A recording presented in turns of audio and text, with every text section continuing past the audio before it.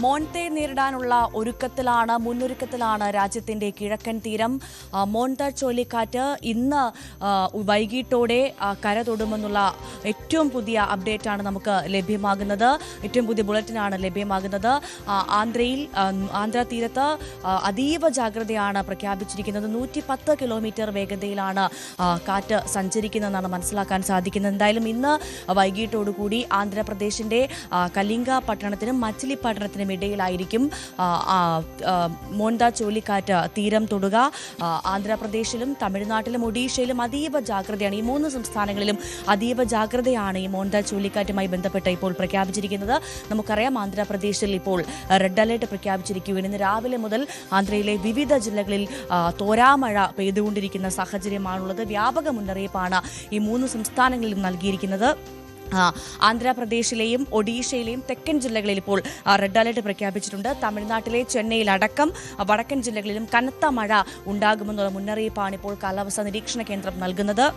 ഏറ്റവും പ്രധാനമായി വലിയ മുന്നൊരുക്കമാണ് ആന്ധ്ര സർക്കാർ മോൺതയെ നേരിടാൻ വേണ്ടി എടുത്തിരിക്കുന്നതെന്ന് എടുത്തു പറയേണ്ട കാര്യം തന്നെയാണ്. ആന്ധ്രയിൽ പലയിടങ്ങളിലും പല ജില്ലകളിലും 29-ാം തീയതി വരെ സ്കൂളുകൾക്ക് അവധി പ്രഖ്യാപിച്ചിട്ടുണ്ട്. ഹോസ്റ്റലിൽ നിന്നടക്കം വിദ്യാർത്ഥികളോട് വീടുകളിലേക്ക് മാറിപ്പോകാനുള്ള നിർദ്ദേശം ആന്ധ്ര സർക്കാർ നൽകിക്കഴിഞ്ഞു. അതുമാത്രമല്ല, വിനോദസഞ്ചാര കേന്ദ്രങ്ങളിലും ബീച്ചുകളിലേക്കുമൊക്കെ ഇറങ്ങുന്നതിന് വലിയ നിയന്ത്രണമാണ്, കർശന നിയന്ത്രണമാണ് ആന്ധ്രയിൽ ഏർപ്പെടുത്തിയിരിക്കുന്നത്. സമാനമായ മുന്നൊരുക്കങ്ങൾ, സമാനമായ നിയന്ത്രണങ്ങൾ ഇപ്പോൾ ഒഡീഷയിലും ഏർപ്പെടുത്തിയിട്ടുണ്ട്. ഫുട്പാത്തുകളിലടക്കം ആളുകൾക്ക് പ്രവേശനമില്ല.